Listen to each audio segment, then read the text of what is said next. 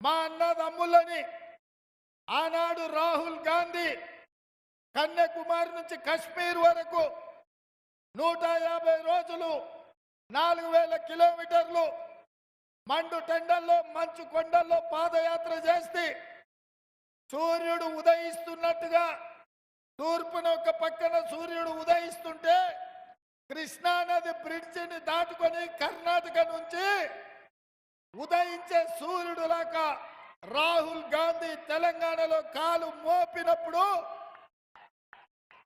ఆ ఎల్ల మీ నాయకుడు శ్రీహరి నాయకత్వంలో వేలాదిగా ఈ మక్తల్ బిడ్డలు వచ్చి రాహుల్ గాంధీకి స్వాగతం పలికి పడవళ్ళు తొక్కుతూ రాహుల్ గాంధీని ఆహ్వానిస్తూ మీ గుండెల్లో పెట్టి చూసుకొని మీ భుజాల మీద మోసిండ్రు. నాకింకా కళ్ళల్లో కదులుతుంది. ఆ రోజు నాకు భయం ఉండే.